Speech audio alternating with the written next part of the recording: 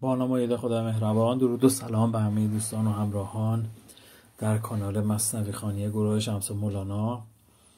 امروز 29 آبان ماه 1404 با جلسه 212 از سری جلسات خوانش و توزیع مثنوی مولانا در خدمت شما دوستان هستیم. بدون مقدمه بریم سراغ ادامه یه دفاتر قبلی یا بخش‌های قبلی. رسیدیم به دفتر سوم، بخش 170. تشبیه دنیا که به ظاهر فراخ است و به معنی تنگ، و تشبیه خواب که خلاص است از این تنگی. بیت شماره 3546. همچو گربابه که تفسیده بود، تنگ آیی جانت پخسیده شود. گرچه گرمابه عریض است و طویل، زان تبش تنگ آیدت جان و کلیل. تا برون نایی به نگشاید دلت، پس چه سود آمد فراخی منزلت. می‌فرمایند که تفسیده یعنی گرم شده و پخسیده هم یعنی پژمرده. جالبه که این کلمه پخسیده از اون کلماتیه که کلاً در طول زمان نابود شده. یه سری از کلمات هست توی مثنوی که چه گفت به هیچ عنوان در طول زندگیمون نشدیم مگر در همین متن‌های قدیمی. این کلمه پخسیده از همون کلمات هست. حالا کلمه تفسیده از همون تفت شدن یا حرارت دیدن شاید میادش، ولی این پخسیده نه. حالا ریشش چیه و کجا برمیگرده ما زیاد کاری نداریم. میفرمایند که مثال میزنه مولانا، میفرمایند که وقتی که تو میری توی گرمابه، حالا در قدیم خانه ها حمام نداشت و افراد میرفتن به حمام‌های عمومی. حمام‌های عمومی هم یه جایی بوده که خیلی مرطوب بوده و حالا چون با چوب اینا رو گرم میکردن یه دودی هم بوده همیشه و یه تاریکی و سیاهی هم همیشه اونجا بوده. میفرمایند که مثل زمانی مونه که تو میری توی گرمابه و بدن گرم میشه و اون در واقع جانت احساس تنگی میکنه. میگه با اینکه گرمابه خیلی طول و عرضش زیاده و حالا ارتفاعش هم زیاده، ولی چون اونجا گرمه در واقع کلیل یعنی عاجز. میگه جانت به تنگ میاد و عاجز میشی از حضور در یه همچین جایی. و تا وقتی که از اونجا نیایی بیرون، این دلت گشاده نمیشه، دلت شاد نمیشه و این فراخ بودن و بزرگ بودن منزل هیچ سودی نداره. بزرگ بودن اون گرمابه هیچ سودی برای تو نداره. یا که کفش تنگ پوشی ای قوی، در بیابان فراخی می روی. آن فراخی بیابان تنگ گشت، بر تو زندان آمدان صحرا و دشت. هر که دید او مر تو را، از دور گفت که کو در آن صحرا چو لاله تر شکفت. او نداند که تو همچون ظالمان، از برون در گلشنی جان در فغان. این مثال خیلی قشنگ دیگه میزنه مولانا. بفرمایند که مثل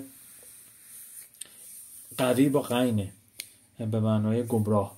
یا که کفش تنگ پوشی ای قوی، یا ای قوی نه لزوما به این معنا نیست که مولانا مخاطبش آدم گمراهی بوده، داره کلا صحبت میکنه دیگه، میخواد قافیه جور کنه. و اینجا یه مثال خیلی قشنگی دیگه میزنه از لحاظ روانی هم خیلی جالبه. میفرمایند که مثل این میمونه که تو یه کفش خیلی تنگ بپوشی و بعد بری توی دشت و خیلی وسیع و جای خیلی بزرگ، ولی اون دشت و اون بیابان برای تو خیلی حس بدی داره، به دلیل اینکه کفشا داره به تو فشار میاره و جای به این بزرگی و عظیمی برای تو حس خوبی ایجاد نمیکنه و احساس میکنی که در تنگنا هستی و مثل اینکه در واقع در زندان رفتی، بر تو زندان آمدن صحرا و دشت.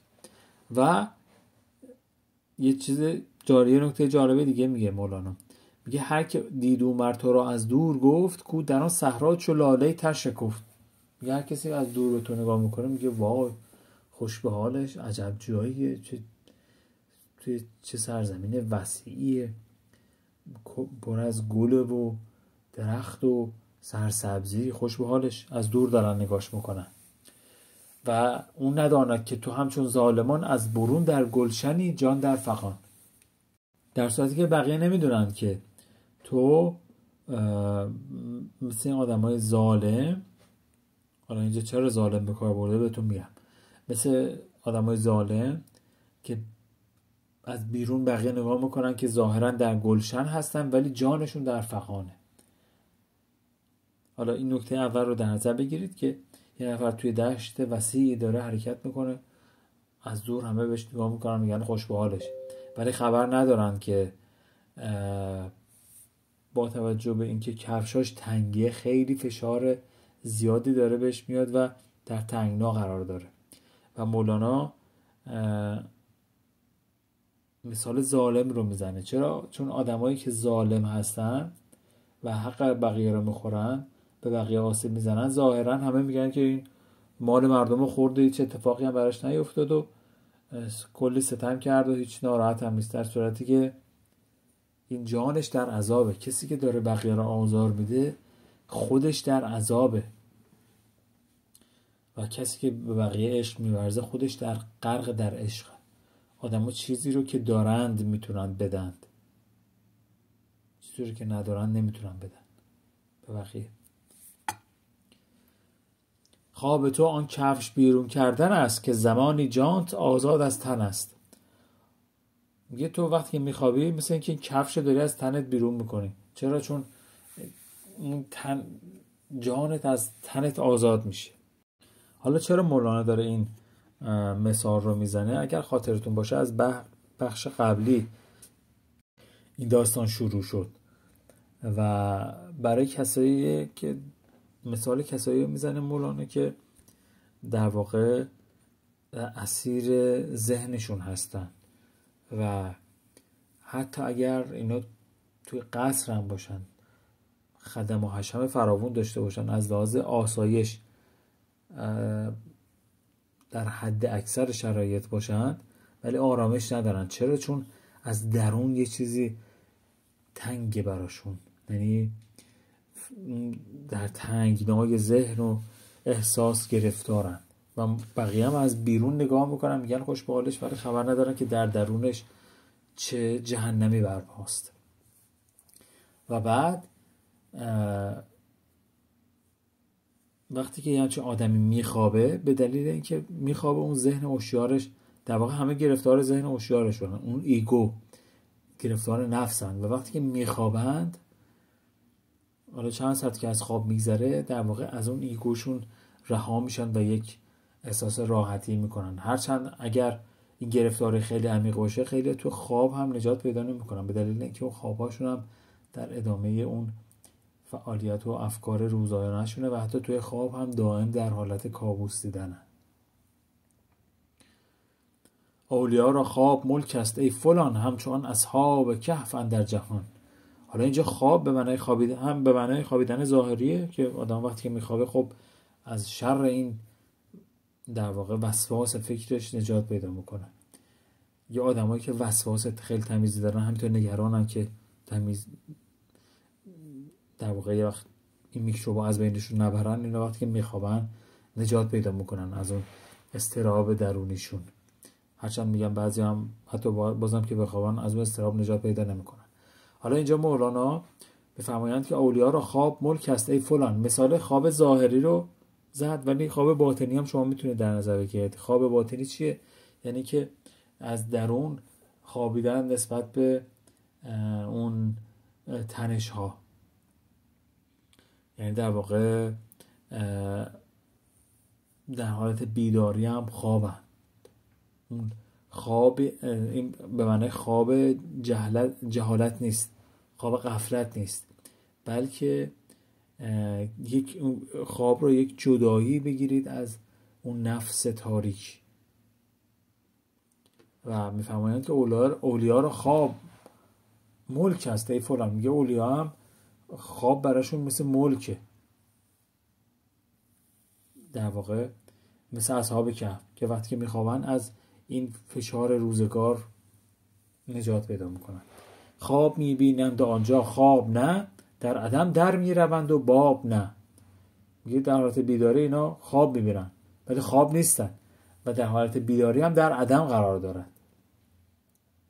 چرا؟ چون اون نفسشون، اون ایگوشون، اون سایه های درونشون از بین رفته و دیگه اینا نیاز نداره که بخوابن تا به اون عدم بپیوندن. عدم به معنای منفی نیست، به معنای نابودی نیست، بلکه اون اتصال به حقیقته. میگه اینا حتی وقتی هم که بیدارند به اون حقیقت متصلن و وارد عدم میشن بدون اینکه بابی وجود داشته باشه، بدون اینکه اصلا دری کسی بخواد ببینه.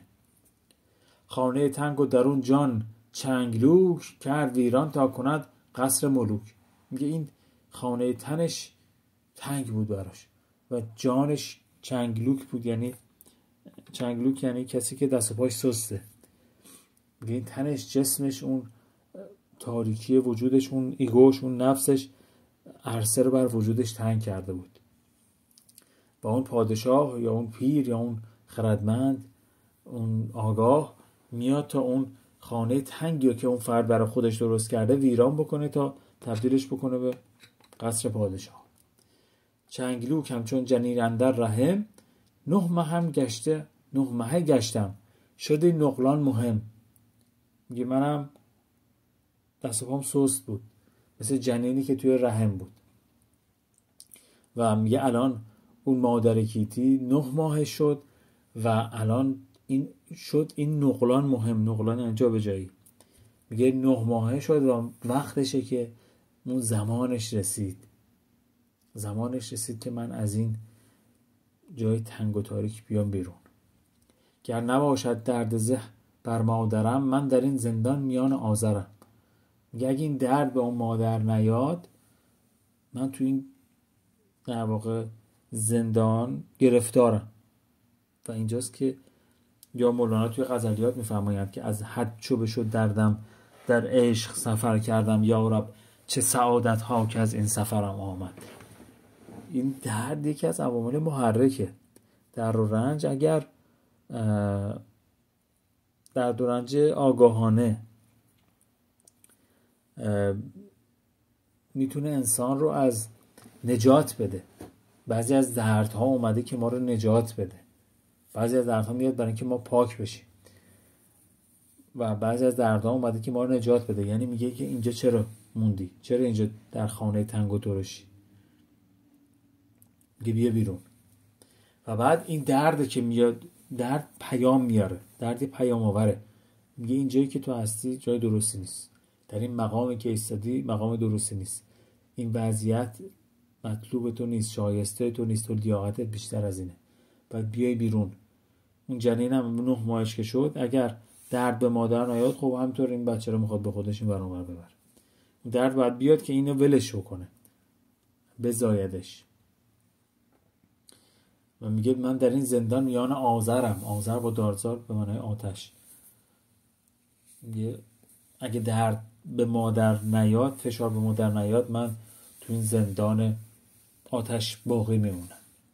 مادر طبعم ز درد مرگ خیش، میکند ره تا رهد بره ز میش. میگه این درد میاد سراغ مادر طبع من تا این راه رو برای من جنین باز بکنه، تا این بره از میش بیاد بیرون، این تولد، این زایش صورت بگیره. و میگه که این درد در واقع لازم، ضروریه برای اینکه انسان رو مجبور بکنه که از اون حالت. انسان به عنوان مثال اگر در واقع ما درد رو، فشار رو، درد و سوختن رو این بدن ما حس نمی‌کرد، ما دستمون رو می‌کردیم تو آتیش، دستمون رو می‌سوخت و از بین می‌رفت و نابود می‌شدیم. ولی این حواس برای ما گذاشته شده برای اینکه بگه آقا این جسم داره آسیب می‌بینه، یا بریدگی یا سوزش یا خارش یا فشار. اگر اینا رو ما بدنمون حس نمی‌کرد، ما جسم خودمون رو همون چند ماه اولی که به دنیا آمده بودیم نابود کرده بودیم و دیگه از بین رفته بودیم. روان هم همینطوره. وقتی که یه فکری، یک احساسی وارد روان و جسم ما میشه و اون آسیب زایه، این میخواد قی بکنه، میخواد بریزه بیرون و این دچار درد میشه. مثل غذای مسمومی که میخوریم و ما خودمون از مزه و بو و اینا نمیفهمیم، وقتی رفت تو معده تازه میفهمه که این سم زهره، این آلوده است و بعد اینو اجازه نمیده بره تو روده ها، میره بالا، میگه استفراغ کن، قی کن. چطوری متوجه میشه؟ ما از طریق درد متوجه میشیم. تا چرد آن بره در صحرای سبز، هین رحم بگشا که گشت این بره گبز. گبز یعنی درشت. میگه اگه درد نباشه این بره به دنیا نمیاد و این درد اومده تا این بره به دنیا بیاد و بره توی این صحرای سبز و این رحم باز بشه که این چرا؟ چون که گشت این بره گبز، میگه این بره در واقع وقتش شد که به دنیا بیاد. درد زه گر رنج آبستان بود، بر جنین اشکستن زندان بود. میگه این درد زاییدن درسته برای اون مادر درد آوره، برای مادر آبستن درد آوره، ولی برای جنین چیه؟ شکستن زندانه. حالا این مادر و فرزند رو شما درونی بکنید، یعنی ما باید درونی بکنیم، بگیم یه دردی داریم، یه جایی یه چیزمون هست و باید از این درد شخصیت جدید متولد بشه. چرا؟ چون اون سطح آگاهی قبلی، اون روش ها، اون عادت ها دیگه جواب نمیده. حالا یا شرایط تغییر پیدا کرده یا ما رشد کردیم دیگه. این مثل ملخ ها که پوست میندازن یا مار که پوست میندازه، باید پوست اندازی کرد. حامله گریان ززه که این المناس، وان جنین خندان که پیش آمد خلاص. مناس یعنی گریز، فرار. میگه حامله، زن حامله گریه میکنه، میگه چطوری نجات پیدا بکنم؟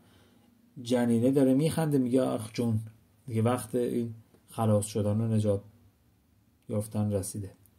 هرچه زیر چرخ هستن امهات، از جهاد و از بهیمه و از نبات، هر یکی از درد غیر غافلند، جز کسانی که نبی و کاملند.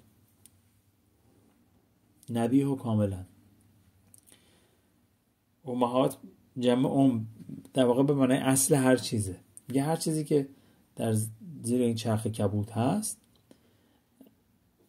از جمادات و حیوانات و نباتات گرفته، اینا همشون از درد همدیگه غافلند.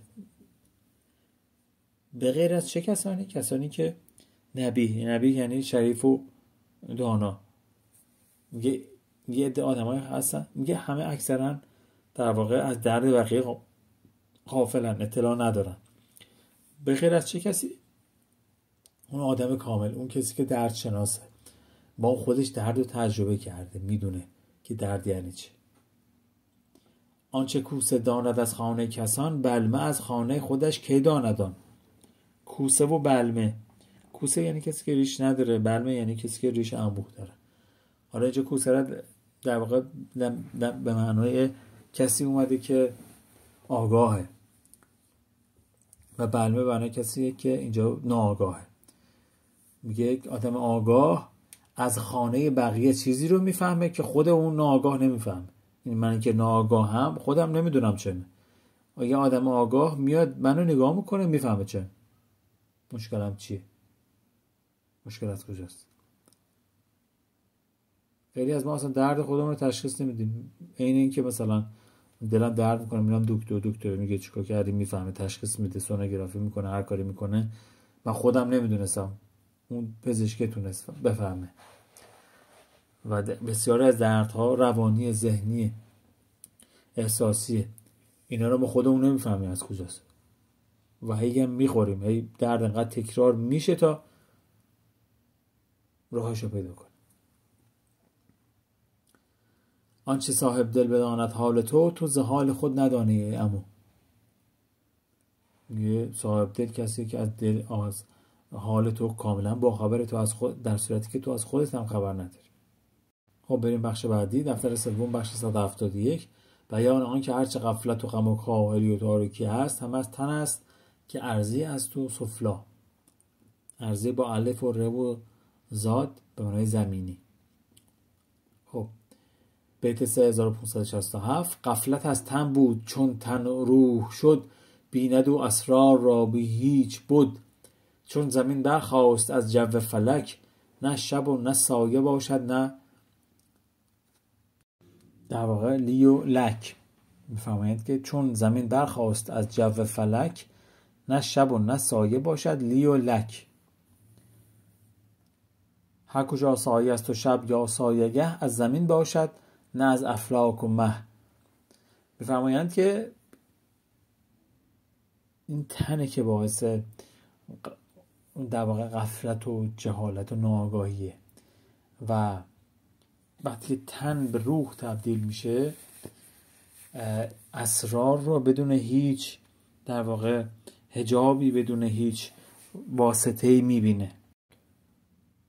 و وقتی که این زمین از جو فلک جدا میشه، نه شبی میمونه و نه سایه‌ای. لی و لک، لی یعنی برای من، لک برای تو. در واقع این مفهوم در واقع تن تبدیل به جان شدن یا تبدیل به روح شدن توی مقالات شمس هم اومده که میفرمایند همون ابتدای مقالات، اگر از جسم بگذری و به جان رسی به حادثی رسیده باشی. از جسمش تبدیل به روح میشه، میگه انقدر لطیف میشه، اینقدر این تاریکی های درونش از بین میره، اینقدر این صیقل میخوره که این در واقع تمام این حجاب ها میره کنار. این جسم به معنای بدن و دست و پا و اینا نیست، به معنای اون تاریکی های وجوده. هر کجا سایه است و شب یا سایه‌گه، از زمین باشد نه از افلاک ماه. میگه این علت این که ما نمیتونیم اون حقیقت رو ببینیم که خورشید همه جا است، نور همه جا است، عشق همه جا است، ولی چرا ما نمیبینیم و درک نمیکنیم؟ چون خودمون حجاب شده. دود پیوسته هم از هیزم بود، نه از آتش های مستنجم بود. مستنجم یعنی روشن. میگه دود به خاطر هیزمه. دودی که وقت آتش که روشن میکنن دوده میگیره دیگه. میگه این دود به خاطر هیزمه. حالا هیزم مثل جسم میمونه، اون تاریکی های وجود میمونه. میگه آتش دود نداره، دوده نداره. وهم افتد در خطا و در غلط، عقل باشد در اصابت ها فقط. اصابت یعنی درست گفتن، درستی با ساده. میگه این وهم آدمی که دچار خطا و غلط میشه، ولی اون عقل درون، عقل کل، عقل پاک، عقلی که رهای از تمام این قیوده، این اشتباه نمیکنه. هر گرانی و کسل خود از تن است، جان ز خفت جمله در پریدن است. خفت اینجا به معنی خاری نیست، به معنی سبکیه، سبک شدن، لطیف شدن. میگه هر گرانی اون سنگینی و کسل یعنی کسالت، میگه اینا به خاطر تنه. و در صورتی که جان همش میل به پریدن داره. در واقع این دو نیروی متضاد درون انسانه که دائم با هم دیگه در جنگن. یکی میکشونه انسان را به اسفل، به پایین، و یکی میخواد بره بالا. روی سرخ از قلبه خونها بود، روی زرد از جنبش صفرا بود. رو سپید از قوت بلغم بود، باشد از سودا که رو ادهم بود. حالا اشاره میکنه به سرخی رو که بخاطر غلبه خونه یا دمه، و روی زرد که به خاطر غلبه صفراه، و روی سپید به خاطر غلبه بلغمه، و روی سیاه به خاطر قلمه در واقع ادهم یعنی سیاه، و روی سیاه به خاطر غلبه سوداست. در حقیقت خالق آثار اوست، لیک جز علت نبیند اهل پوست. میگه تمامی آثار رو اون داره به وجود میاره، ولی اهل پوست، آدمای ظاهر بین، فقط این علتهای ظاهری رو میبینن. مغز کو از پوست ها آواره نیست، از طبیب و علت او را چاره نیست. این بخش کلن یه مقدار بحث کلامی و فلسفی داره، یه مقدار سخت توضیح دادنش هم سخته برای خود من. و میفرمایند که مغزی که از ظواهر نجات پیدا نکرده چاره‌ای نداره جز این که همش دچار علت و بیماری و گرفتاری باشه و دائم بخواد از این دکتر به اون دکتر بره. چرا؟ چون اون عارض شده برش. میگه حقیقت ما همون مغزه، همون روشنیه، همون شادیه، همون حقیقت و لطف محضه. ولی چرا؟ چون ما گرفتار پوست ها شدیم، در نتیجه دائم مریضیم و دائم نیاز به طبیب داریم. چون دوم بار آدمی زاده به زاد، پای خود بر فرق علت ها نهاد. حالا اینجا مولانا این مفهوم جدید رو بیان میکنه، اینم زایش دوباره است، تولد دوباره، یعنی یه بار دیگه آدم به دنیا میاد، که توی غزلیات هم میفرمایند که زاده اولم بشد زاده عشقم این نفس، من ز خودم زیادتم زان که 2 بار زادم. یه بار دچار مرگ شدم و بعد عشق دوباره من رو زنده کرد. من ز خودم زیادتم، میگه من از وجود خودم فراتر رفتم. چرا؟ چون 2 بار زایده شدم. اون در واقع انقدر درد زیاد شد که مرد و در اون وجود قبلی مرد و اون عشق دوباره اومد زندهش کرد. علت اولا نباشد دین او، علت جزوی ندارد کین او. می پرد چون آفتاب اندر افق، با عروس صدق و صورت چون تتق. در واقع تتق میشه چادر بزرگ. و میگه که یه همچین آدمی که تونست از اون هویت موهومیش رها بشه، نجات پیدا بکنه، دیگه دوچار این بحث‌های کلامی و علت اولا و علت جزوی، میگه دوچار این بحث‌های کلامی و فلسفی نمیشه، چون این همش گرفتاری میاره. و بعد اون عشقی که اینو متولد میکنه و اصلا کلا از تمام این دردها نجات بده. چون الانم یکی از کارهایی که پزشکی میکنه که اینا همینطوره درد رو میگن، این درد، اون درد، این ژن، اون ژن، همینطور دردا رو میگن ولی درمان نمیگن چیکار کنن که آدما مریض نشند. روانشناسی هم یکی از بزرگترین مشکلاتش اینه که فقط دردا رو میاد میگه، نمیگه حالا چجوری اصلا درد چجوری درمان کنیم. و این درمان دردها با چی صورت میگیره؟ اونم عشق. ای طبیب جمله علتهای ما، ای دوای نخوت و ناموس ما، ای تو افلاطون و جالینوس ما. همون دفتر اول مولانا همون اول به ما گفت که بقیهش همش توضیحاته. بلکه بیرون از افق و از چرخها، بی مکان باشد چو ارواح و نها.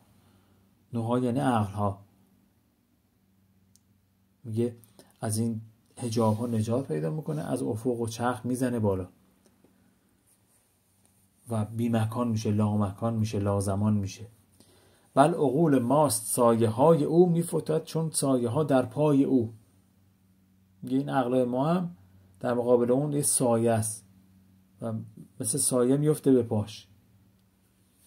آدم وقتی که متولد میشه از اون یه دفعه اون روشن شدگی آنی صورت میگیره، بعد یه لحظه که به خودش نگاه میکنه میبینه وای، اون وجود قبلش مثل این که یه سایه‌ای بود، سایه تاریک و سیاهی بود، الان دیگه نیست. اون موقع بود الان نیست. بعد الان بهش نگاه میکنه، به خود قبلش نگاه میکنه، به درداش نگاه میکنه، میبینه دیگه نیست. و اینا تجربی، همش باید تجربه بشه. مجتهد هرگه که باشد نس شناس، اندران صورت نیندیشد قیاس. چون نیابد نس اندر صورتی، از قیاس آنجا نباید عبرتی. حالا چون خود مولانا هم یه مجتهدی بوده برای خودش دیگه، نسم نون ساد، چیزی که خیلی واضح و روشنه رو بهش میگن نس.